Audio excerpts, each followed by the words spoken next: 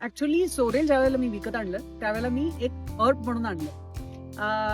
त्याचं डिस्क्रिप्शन असं होतं की लेमनी सॅलडमध्ये तुम्ही घालू शकता, त्याची कोवळी पानं. फ्रेंच लोक याचा वापर खूप जास्त करतात वगैरे वगैरे वगैरे. आणि मी आणून लावलं काय, मला वाटलं तर हर्ब्स किती वाढतात, एवढी एवढी किंवा एवढी एवढी, अगदी बुशी झाली तर. दिस प्लांट म्हणजे कधीही न विंचरलेल्या केसांसारखं असं एक डोक्याचं टोपलं झालं इकडे. सो मी आता याची काही पानं हार्वेस्ट करणार आहे. आता हे बघा, हे कोवळं पान आहे ना, हे सॅलड मध्ये मस्त जाईल. ह्याला अशी माइल्डली टँगी चव. सॅलड मध्ये असंच मध्येच एखादं असं पान वेगळी चव असलेलं आलं की किती छान लागेल. ह्याला हा आंबटपणा येतो तो ऑक्झॅलिक ऍसिडमुळे येतो.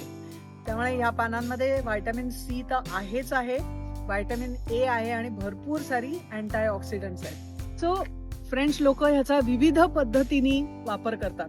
म्हणजे ते सॅलडमध्ये ते वापरतातच, सूपमध्ये पण वापरतात, कुठल्याही बटरी किंवा जरा हेवी सॉस मध्ये पण ही पानं वापरतात. मला एक भीती आहे की हे सगळे मातीतले न्यूट्रियंट्स ही एकटीच अप्पलपोटी पानं खाऊन टाकतील आणि मग त्याच वाफ्यात मागे माझं टोमॅटोचं रोप आहे बघा, त्याला फुलं आलेली आहेत. इकडे स्टिविया आहे, इकडे एग प्लांट आहे, भोपळी मिरची, चिली पेपर्स, आणि इकडे पाहताय का माझ्या छान घोसाळ्याच्या वेली वाढतायत. आणि इथे आपल्या आप उगवलेलं टोमॅटोचं रोप आहे, त्याला टोमॅटो सुद्धा लागलेत. तेव्हा ह्या सोरेलला प्रूनिंग करणं म्हणजे माझ्या भाषेत हेअरकट देणं अत्यावश्यक आहे. सो आता आपण त्याचा हेअरकट करूया. आणि हेअरकट करण्याचा दुसरा एक फायदा काय की मी पानं काढणार आहे आणि नेणार आहे माझ्या 2 जावांकडे. They are better cooks than I am. So त्यातला सेल्फिश हेतू असा की दे विल बी हॅपी आणि त्यांनी कुक केलेल्या भाज्या माझ्यापर्यंत येतील. What do you say? So thank you for listening to the greens that you will probably never enjoy.